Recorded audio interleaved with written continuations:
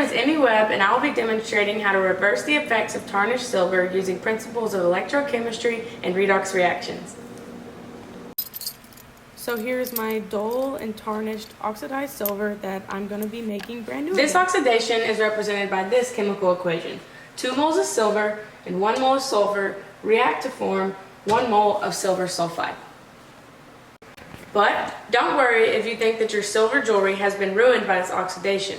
There's actually a way to get back your initial shine without losing any of your silver. This is done by reducing the silver sulfide back into silver. I'll be demonstrating this. First things first, you're going to have to line your pot with foil. Next, you're going to set your silver directly on top of the foil. If it is not directly touching it, this experiment will not work. Now you're going to add 3 cups of water and 3 tablespoons of baking soda. Now you're going to heat your solution to a boil.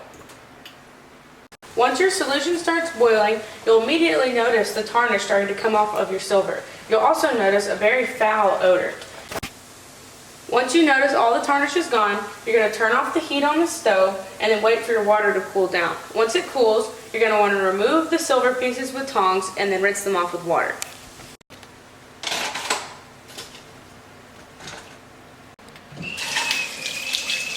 As for waste disposal, just throw the foil in the trash and dump the solution down the sink.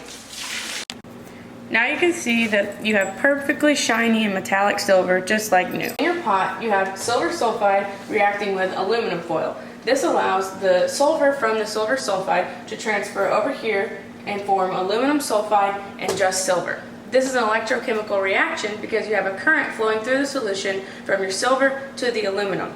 This reaction would never even occur without baking soda. This is because foil has a film over it called aluminum hydroxide that will not allow an oxidation to occur. So baking soda works to remove this film over the foil so that we can use it to get our silver back. In addition, baking soda increases the ionic strength of our solution and therefore catalyzes the reaction. Notice that aluminum is a reducing reagent. Or in other words, aluminum is what's going to drive the reaction for silver sulfide to turn into just solid silver.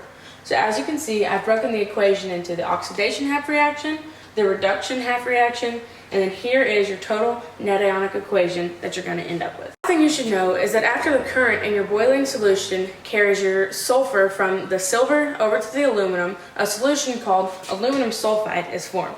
This aluminum sulfide is going to hydrolyze with water and it's going to create something called aluminum hydroxide and hydrogen sulfide. And this hydrogen sulfide is in the gaseous form, and it's actually what is responsible for that terrible odor you smelled when the water first started boiling.